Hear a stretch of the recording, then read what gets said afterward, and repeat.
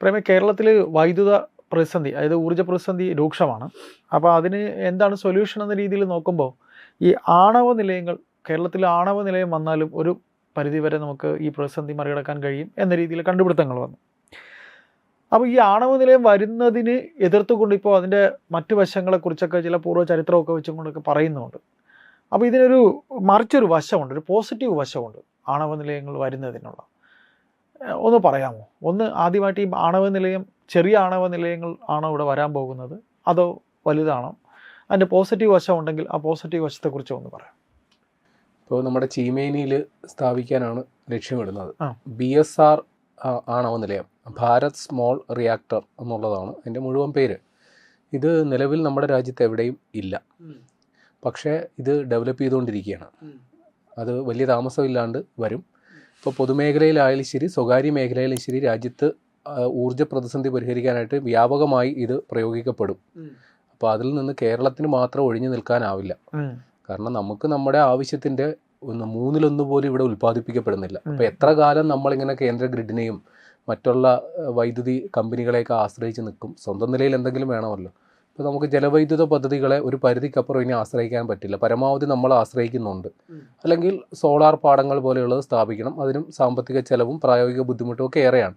അപ്പോൾ ഇതിനൊരു പെട്ടെന്നൊരു സൊല്യൂഷൻ, അല്ലെങ്കിൽ ഒരു എന്താ പറയുക, യുക്തിസഹമായൊരു സൊല്യൂഷൻ എന്ന് പറയുന്നത് ആണവ നിലയം സ്ഥാപിക്കൽ തന്നെയാണ്. ചില എന്താ പറയുക, പരിസ്ഥിതിവാദികളോ അല്ലെങ്കിൽ ഇതിനെക്കുറിച്ച് കൃത്യമായി മനസ്സിലാക്കാത്തവരോ എതിർപ്പുമായിട്ട് വരും. പക്ഷേ അങ്ങനെയുള്ളവരുടെ സംശയത്തെ സാധൂകരിക്കുക, അല്ലെങ്കിൽ അതിനെ എന്താ പറയുക, ആ സംശയങ്ങൾ അതിനെ നിവാരണം നടത്തുക എന്നുള്ളതാണ് ഏറ്റവും വലിയ പോംവഴി. അപ്പോൾ ആ സംശയ നിവാരണമാണ് നമ്മൾ ഈ വീഡിയോയിൽ ഉദ്ദേശിക്കുന്നത്. അപ്പോൾ ഈ BSR എന്ന് പറയുന്നത് നമ്മൾ കണ്ടു പരിചയിച്ച ആണവ നിലയങ്ങളുടെ ഏറ്റവും ചെറിയ രൂപമാണ്. അപ്പോൾ നമ്മുടെ തൊട്ടടുത്തുള്ള ആണവ നിലയം കൂടംകുളം ആണവ നിലയമാണ്. അത് 1000 മെഗാവാട്ട് ശേഷിയുള്ള ഒരു ആണവ നിലയമാണ്. അപ്പോൾ അത് സ്ഥാപിച്ചു കഴിഞ്ഞാൽ അതിൻ്റെ ഏതാണ്ട് 1 കിലോമീറ്റർ അധികം വരുന്ന പ്രദേശം ഒരു ജനവാസ മേഖല ആയിരിക്കില്ല. അത്രയും അതിൻ്റെ സുരക്ഷാ മുൻകരുതലിൻ്റെ ഭാഗമായിട്ട് ആളുകളെ ഒഴിപ്പിച്ച് നിർത്തണം. ഇപ്പോൾ ഈ BSR ആണവ നിലയം എന്ന് പറയുമ്പോൾ ആ 1 കിലോമീറ്റർ അല്ലെങ്കിൽ അതിന് മുകളിലായിട്ടുള്ള ഏരിയയുടെ ആവശ്യമില്ല. ഒരു 100 കണക്കിന് മീറ്റർ മാത്രം സ്ഥലം ഒഴിച്ചിട്ടാൽ മതി അതിൻ്റെ സുരക്ഷാ മാനദണ്ഡങ്ങളുടെ പേരിൽ. ഇപ്പോൾ നമ്മൾ ചീമേനിൽ ഏതാണ്ട് 150 ഏക്കറോളം സ്ഥലം ലഭ്യമാണെന്ന് പറയുന്നു. അപ്പോൾ BSR ആണവ നിലയം അവിടെ സ്ഥാപിക്കപ്പെടാം. ഇതിൻ്റെ പരമാവധി ശേഷി 220 മെഗാവാട്ടാണ്. അങ്ങനെ 2 റിയാക്ടറുകൾ ചീമേനിയിൽ സ്ഥാപിക്കാനായിട്ടാണ് നമ്മൾ ഉദ്ദേശിക്കുന്നത്. അപ്പോൾ ഇതുമായി ബന്ധപ്പെട്ട് നമ്മൾ നമ്മുടെ NPCL അവരുമായിട്ട്, അതായത് നാഷണൽ അതായത് ആണവ നിലയങ്ങൾ കൈകാര്യം ചെയ്യുന്ന ദേശീയ ഏജൻസി, അവരും നമ്മുടെ KCB ആയിട്ടൊക്കെ പ്രാഥമിക ചർച്ചകളൊക്കെ പൂർത്തിയാക്കിയിട്ടുണ്ട്. ആ പദ്ധതിയുമായിട്ട് മുന്നോട്ട് പോകാൻ തന്നെയാണ് സാധ്യത എന്ന് പറയുന്നു. അപ്പോൾ എന്താണ് ഈ BSR എന്നുള്ളത് നമുക്കൊന്ന് വിശദീകരിച്ചു കൊടുക്കാം. ഇപ്പോൾ ഈ കൂടംകുളത്ത് ഉപയോഗിക്കുന്ന ആണവ നിലയത്തിൻ്റെ ചെറിയ മാതൃകയാണ്. അപ്പോൾ അവിടെ ഉപയോഗിക്കുന്ന സമാനമായി ഖനജല അധിഷ്ഠിതമായ ഒരു റിയാക്ടറാണിത്. യുറേനിയമാണ് ഇവിടെ ഉപയോഗിക്കുന്നത്. അപ്പോൾ എന്തുകൊണ്ട് ഈ ഖനജലം എന്നുള്ളത് മനസ്സിലാക്കി വെക്കാം. ഈ ഖനം എന്നുദ്ദേശിക്കുമ്പോൾ തന്നെ ഭാരം അതാണ്. സാധാരണ വെള്ളത്തേക്കാൾ 11% തൂക്കം കൂടുതലായിരിക്കും ഈ ഖനജലത്തിന്. ഇപ്പോൾ ഈ വെള്ളത്തെക്കുറിച്ച് നമ്മൾ ചെറിയ ക്ലാസ്സിൽ പഠിച്ചിട്ടുണ്ട്. H2O, 2 ഹൈഡ്രജൻ ആറ്റവും ഒരു ഓക്സിജനും ചേർന്നതാണ് ജലം.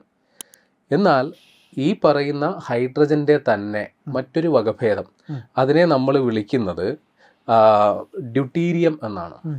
അപ്പോൾ H2Oക്ക് പകരം D2O ആകുന്നതിനെയാണ് ഖനജലം എന്ന് പറയുക. കുറച്ചുകൂടി വിശദമാക്കി പറയുകയാണെങ്കിൽ, ഈ ഹൈഡ്രജൻ എന്ന് പറയുന്ന ആ തന്മാത്രയിൽ, അതിൽ നമ്മൾ പഠിച്ചിട്ടുണ്ടല്ലോ രസതന്ത്രത്തിൽ, ഈ തന്മാത്രയ്ക്കുള്ളിൽ ഒരു ന്യൂട്രോണും പ്രോട്ടോണും ഉണ്ടാകും, ആ രീതിയിൽ. അപ്പോൾ ഹൈഡ്രജനിൽ ആ തന്മാത്രയിൽ ഒരു ന്യൂട്രോൺ മാത്രമേ ഉണ്ടാവുകയുള്ളൂ. എന്നാൽ ഈ പറയുന്ന ഡ്യൂട്ടീരിയത്തിൽ ഒരു ന്യൂട്രോണും കാണും, ഒരു പ്രോട്ടോണും കാണും. അപ്പോൾ അതാണ് ഇതിൻ്റെ ഭാരവ്യത്യാസം വരാൻ കാരണം. അപ്പോൾ ഈ ഖനജലം ഉപയോഗിച്ച് ഉള്ള ആണവ നിലയം എന്ന് പറയുന്നത്, അത് ഒരുപാട് സേഫ്റ്റി അഡ്വാൻറ്റേജസ് അതിനുണ്ട് മറ്റ് ആണവ നിലയങ്ങളെ അപേക്ഷിച്ച് നോക്കുമ്പോൾ. ഈ ഖനജലം ഒരേ സമയം ഇതിൻ്റെ മോഡറേറ്ററായിട്ടും കൂളൻ്റായിട്ടും ഉപയോഗിക്കും. ഈ മോഡറേറ്റർ എന്ന് പറഞ്ഞു കഴിഞ്ഞാൽ ഒന്ന് മയപ്പെടുത്തുന്നയാളെന്നാണ് അർത്ഥം. നമ്മൾ ഈ യുറേനിയം അറിയാമല്ലോ, യുറേനിയം ഈ വിഘടിപ്പിച്ച് അതിൽ നിന്ന് ഊർജ്ജപ്രവാഹം സൃഷ്ടിച്ചാണ് ആണവോർജ്ജം സൃഷ്ടിക്കപ്പെടുന്ന നമുക്ക് ഏകദേശ ധാരണയുണ്ട്. അപ്പോൾ നമ്മൾ ഈ യുറേനിയം വിഘടിപ്പിക്കുമ്പോൾ അതിൽ നിന്ന് ന്യൂട്രോണുകൾ പുറന്തള്ളപ്പെടും. അത് അതിവേഗതയിൽ പോകുന്നൊരു സംഗതിയായിരിക്കും. അപ്പോൾ ഈ ന്യൂട്രോൺ പുറന്തള്ളുന്നതിനെ അടുത്ത യുറേനിയം ആറ്റത്തെ വിഘടിപ്പിച്ച് അങ്ങനെ അതൊരു ചെയിൻ റിയാക്ഷനായിട്ട് നടന്നാലേ ഈ ഊർജ്ജ ഉൽപാദനം നടക്കുകയുള്ളൂ. അപ്പോൾ ഈ അതിവേഗതയിൽ കുതിച്ചു തള്ളുന്ന ഈ ന്യൂട്രോൺ അത് അടുത്ത യുറേനിയം ആറ്റത്തെ വിഘടിപ്പിക്കുന്നത് ഉറപ്പാക്കണം. അത് സാധ്യമാകില്ല ചിലപ്പോൾ. അപ്പോൾ അത് 100% ഉറപ്പിക്കാൻ വേണ്ടി ഇതിൻ്റെ വേഗത ഒന്ന് ലഘൂകരിക്കണം. അപ്പോൾ ഈ ന്യൂട്രോൺ പ്രവാഹത്തിൻ്റെ വേഗത കുറയ്ക്കാൻ വേണ്ടി ഉപയോഗിക്കുന്നതാണ് ഈ ഖനജലം. സാധാരണ വെള്ളവും ഉപയോഗിക്കാം, അങ്ങനെ ചെയ്യുന്ന രീതിയുണ്ട്. പക്ഷേ സാധാരണ വെള്ളം ഉപയോഗിക്കുമ്പോൾ ഈ പുറന്തള്ളപ്പെടുന്ന ന്യൂട്രോണിൻ്റെ ഒരു വലിയൊരു ഭാഗം ആ വെള്ളം ആഗിരണം ചെയ്യും. അത് വല്ലാണ്ട് ചൂടാകാനും കാരണമാവും. ഈ പറയുന്ന ഈ ഖനജലത്തിലൂടെ ഈ ന്യൂട്രോണുകളുടെ ആ വേഗത നിയന്ത്രിക്കുകയും, എന്നാൽ ആ വേഗത നിയന്ത്രിക്കുന്നത് കൊണ്ട് നമ്മുടെ ഈ യുറേനിയം തന്മാത്രകളുടെ ചെയിൻ റിയാക്ഷൻ വളരെ വേഗത്തിലാവുകയും ചെയ്യും. അപ്പോൾ ഈ ഖനജലം അത് തിളച്ച് മറ്റേ സാധാരണ വെള്ളമാണെങ്കിൽ പെട്ടെന്ന് തിളച്ച് നീരാവിയാവും. പക്ഷേ ഇതങ്ങനെ പെട്ടെന്ന് തിളച്ച് നീരാവിയാൽ ഇത് വല്ലാണ്ട് ചൂടാവുകയേ ചെയ്യുള്ളൂ. അപ്പോൾ ഈ ഖനജലത്തിൻ്റെ ഈ ഊഷ്മാവ് ഉപയോഗപ്പെടുത്തി സാധാരണ വെള്ളത്തെ തിളപ്പിച്ച് അത് ആ നീരാവി കൊണ്ട് ടർബൈൻ കറക്കിയാണ് ഈ ഖനജല അധിഷ്ഠിത റിയാക്ടറുകളിൽ നമ്മൾ വൈദ്യുതി ഉൽപ്പാദനം നടത്തുന്നത്. അപ്പോൾ ഇത് മറ്റുള്ള റിയാക്ടറുകളെ അപേക്ഷിച്ച് സേഫ് ആണെന്ന് പറയാൻ കാരണം, ഒന്ന്, ഇത് പുതിയൊരു സാങ്കേതിക വിദ്യയാണ്. ഇപ്പോൾ മുൻകാലങ്ങളിൽ നമുക്ക് ആണവ അപകടങ്ങളൊക്കെ ഉണ്ടായിട്ടുണ്ട്, നമ്മൾ തള്ളിക്കളയുന്നില്ല. പക്ഷേ ആ സാങ്കേതിക വിദ്യ ഒരുപാട് മെച്ചപ്പെടുത്തിയാണ് പുതിയ ആണവ റിയാക്ടറുകൾ സൃഷ്ടിക്കുന്നത്, ഒന്ന്. പിന്നെ ഈ ഖനജല അധിഷ്ഠിത ഈ റിയാക്ടറുകൾക്ക് അത് എന്തെങ്കിലും ഒരു പ്രശ്നം ഉണ്ടാകുമ്പോൾ അത് തന്നെ ഓഫാകാനായിട്ടുള്ള സംവിധാനമുണ്ട്. അതിൻ്റെ കാരണം ഈ ഖനജല അധിഷ്ഠിത സംഗതിയാകുമ്പോൾ ഇത് ചൂടാകുമ്പോൾ മേളിലോട്ട് പോകണമല്ലോ, നീരാവി മേളിലോട്ട് പോകണമല്ലോ. അപ്പോൾ ആ പോകുന്ന അനുസരിച്ച് അത് സ്വിച്ച് ഓഫ് ആകുമ്പോൾ ആ നീരാവി ഓട്ടോമാറ്റിക്കായിട്ട് തണുത്ത് നേരെ താഴോട്ടിറങ്ങും, തണുത്തിറങ്ങും. അങ്ങനെ ഇത് സ്വാഭാവികമായിട്ടൊരു കൂളന്റ് ഇതിൽ സംഭവിക്കും ഈ റിയാക്ടറിൽ. ഇത് കൂടാതെ ഈ റിയാക്ടറിന്റെ തൊട്ട് മുകളിൽ ലക്ഷക്കണക്കിന് സംഭരണ ശേഷിയുള്ള ഒരു വാട്ടർ ടാങ്ക് സെറ്റ് ചെയ്തിട്ടുണ്ടാകും.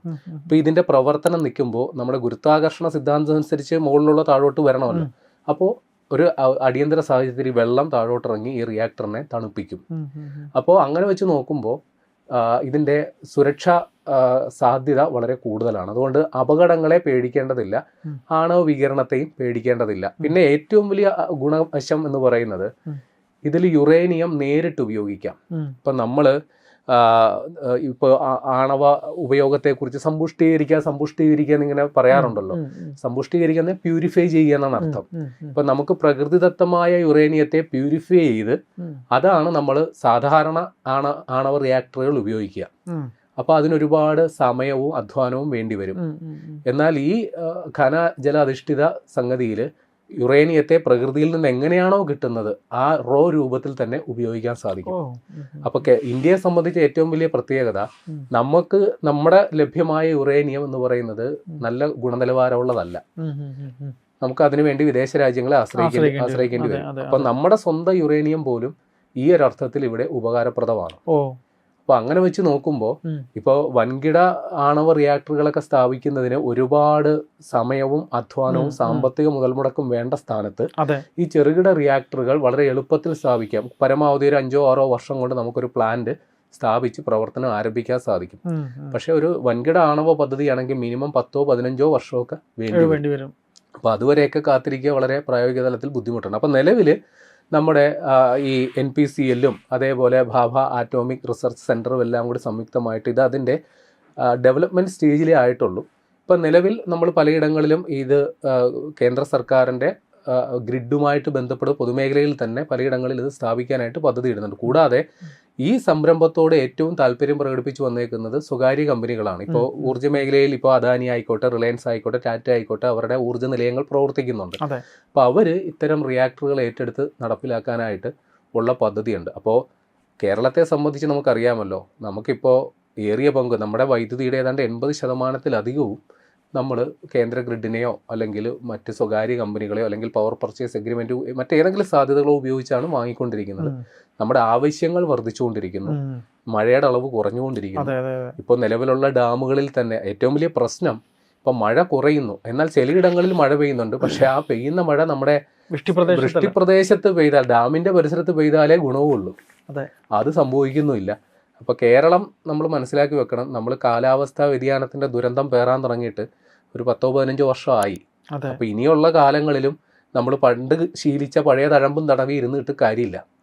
ഇനി ഈ പറയുന്ന ആശങ്കകൾ അതിപ്പോൾ എത്രയൊക്കെ പറഞ്ഞാലും ഏതൊരു പദ്ധതിക്കും അതിൻ്റേതായ ഗുണവശവും മോശം വശവും ഉണ്ടാകും.